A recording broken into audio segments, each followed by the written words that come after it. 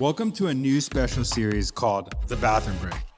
That extra 10 minutes you either have to listen to marketing tips or use the bathroom or both. But I don't recommend both, but that's your choice. This collab is going to be super fun. We have Daniel Murray from the Marketing Millennials and me, Jay Schwedelson from the Do This Not That podcast and subjectline.com. Each episode in the series, we are going to go over quick tips about different marketing topics. And if you want to be in the bathroom, fine, just don't tell us about it. Thanks for checking it out. We are back with another episode of The Bathroom Break. I'm here with the Jay Schwedelson of Do This Not That podcast and Guru Events. And I'm Daniel Murray of the Marketing Millennials podcast. And I want to start off because Jay had a procedure this week and I want to ask how he's feeling. And it's actually a good, this procedure ties into our podcast episode. Yeah, no, it does. Because, I had a colonoscopy, which is the ultimate bathroom break. So first off, PSA, everyone get one. It's not a big deal. But the funniest thing happened, it was yesterday. So I'm in the bed thing, the gurney thing, and there's like that sheet thing that separates you from the person next to you before you go in for the procedure. And I overhear the doctor walks over to the dude next to me and they go, "We understand you're taking Ozempic." And the guy's like, "Yeah, I am." And they said to him, "But didn't you read all the stuff that you need to stop Ozempic like 10 days prior or else it's a problem?" He goes, "No, I missed all that."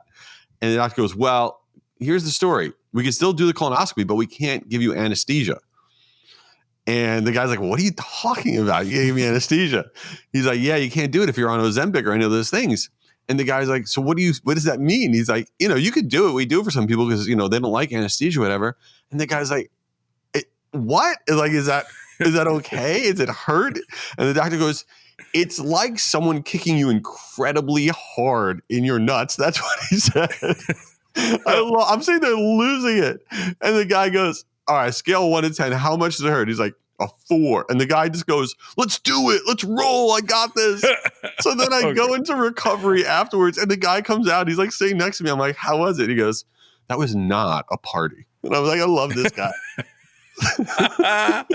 Oh my goodness. It was amazing. It was the best thing ever. Actually, that's a good PSA. If you're on Ozempic, like you can have anesthesia because you get choked. They actually said we're having this problem. People are coming in after their prep, like so much now, and they don't know about it. I'm like, why don't they call everybody and confirm it like 2 weeks prior? Because a lot of people are on this stuff. Anyway, exactly. That was amazing. I don't know what we're talking about, but we're going to get into this episode, which is all about this idea of putting garbage out on social and what's the best way to run paid social and all of it. So Daniel, what do you think about social media these days?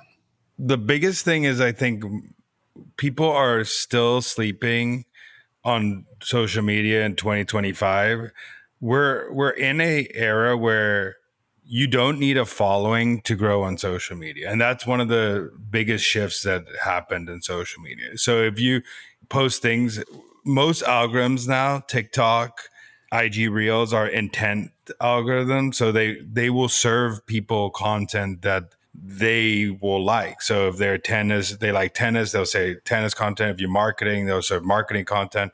So if you're not investing budget on putting out good creative on social media, you are going to lose in the long run because people who are doing this can now put paid dollars around something that they know works in the algorithm. So it's basically a double bonus that you're boosting something that people will like and you're putting it in the algorithm. So I wanted to start kicking off there that you don't need like the new strategy people are going out on social media right now, and you see some brands do this.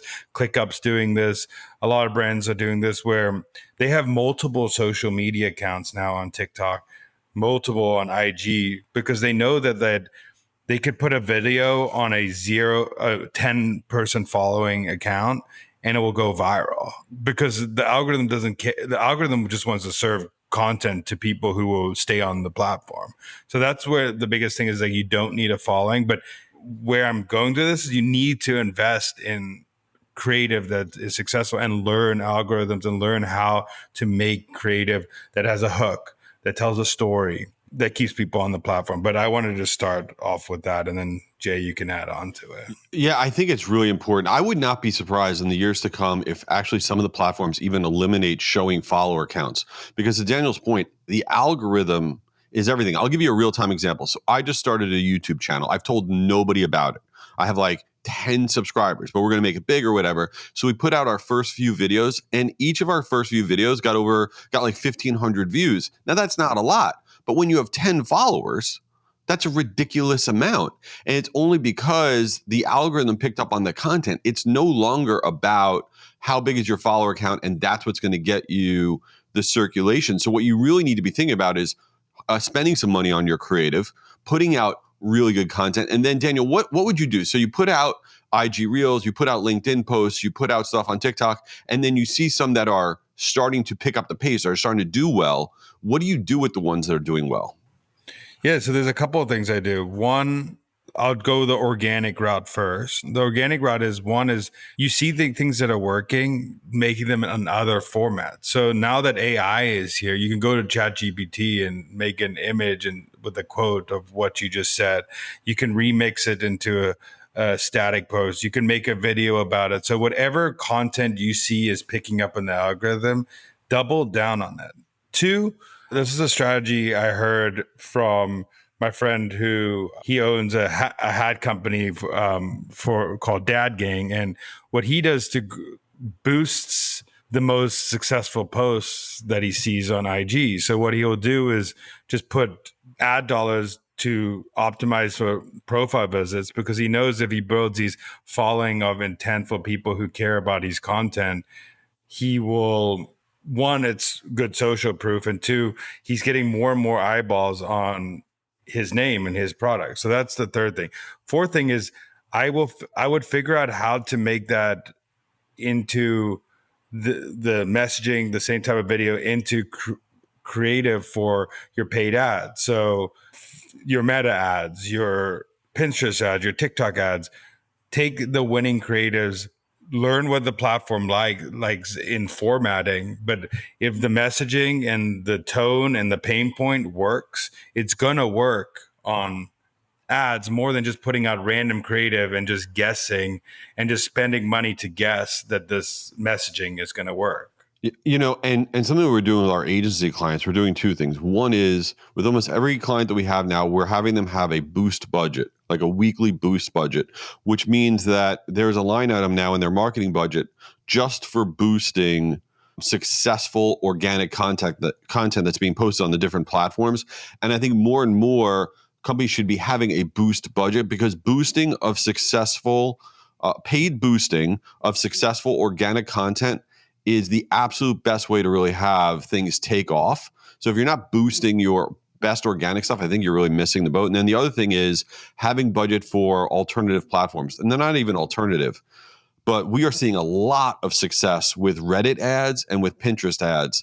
And the reason that we're seeing so much success, and that's for business marketers and consumer marketers, even on Pinterest, business is working, B2B, believe it or not, but especially on Reddit, the ad cost there is a fraction of Meta. It's a fraction of LinkedIn. It's a fraction of everything else, because they're trying desperately to get market share as they're trying to ramp up. If you're not doing stuff on Reddit and Pinterest, you're not testing, I think you're missing the boat on some of the cheapest inventory that exists.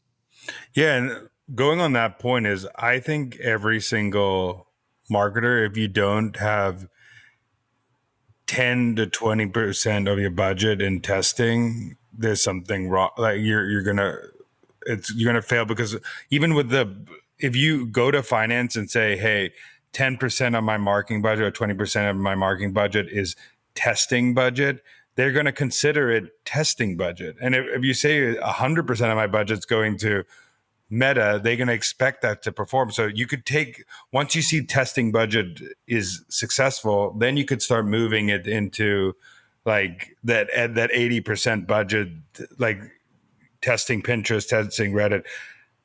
If it's going to work, if it starts being successful, then you could start putting more ad dollars, because you prove that the test has worked. Finance likes when you prove a test works, and then you move it into your 80% of your budget that you have for marketing. All right, before we wrap up here, I want to ask you randomness. So you're on TikTok more than I am, because I'm an old loser. Give us some TikTok accounts that you like to follow, that are fun to follow, that are whatever. It can be random. I want to know the Daniel Murray favorite TikTok accounts. This is a bad answer because TikTok is such an intent, and this is actually, you set this question up well, because TikTok is such an intent-based platform that I watch the content for whatever is on my algorithm I'm watching. I don't go and look and say, this person, I need to go see what they're following. I forget who I'm looking at, and I bet most of you forget, if you're on TikTok, who the actual account was, unless it's like Alex Earl or something like that. You probably are forgetting that's account. But I do get fed a lot of like tennis channel, like F1. Wimbledon, F1, like those accounts. I do get fed those, and I'll go scroll on like tennis channel, but I don't look at who I'm following on TikTok. I just wait for the algorithm to. I only time I really am on TikTok when there are stupid trends like I'm so hungry I could eat, John Hamm, that trend where I'm so hungry. I like going whenever there's something really stupid. I like going on and watching all the videos, and then I got lost. I get sucked in, and I know that wait. You got to tell the story about what your daughter did to you. Oh yeah, my daughter walks into the room. I didn't know about this "I'm so hungry" trend, and she walks in with my wife, and she goes, "Oh, you know what? What's for dinner tonight? I'm so hungry. I could eat Steve Martyr." And Steve Martyr is like a fraternity brother of mine from a zillion years ago. If you're out there, Steve, what up, my guy? And I was like, what the F are you talking about? like what? And she's like videoing the whole thing. She goes, yeah, Steve Martyr. I'm so hungry I could eat him. I'm like, what? Like, what actually just came out of your mouth? And I had no idea. I was so confused, and that's why I love that trend. Is so. And then he tried to pull it on me like I didn't know, and then I was like, I know the trend, and he said a random person we both know. I'm not going to mention it on here, but right. Yeah. Amazing. Well, thank you for listening to our ridiculous show. I really appreciate it. And please, if you like this show, go tag us on Instagram and we'll share it, or go give Jay Do This Not That podcast a review. And this is going well. Later. Daniel, come on, man. I got to get back to work. Get out of there. All right. While he's still in there, this is Jay.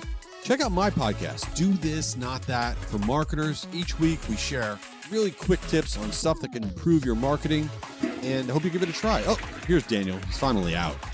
Back from my bathroom break. This is Daniel. Go follow the Marketing Millennials podcast, but also tune into this series. It's once a week, the bathroom break. We talk about marketing tips that we just spew out, and it could be anything from email, subject line, to any marketing tips in the world. We'll talk about it. Just give us a shout on LinkedIn and tell us what you want to hear. Peace out. Later.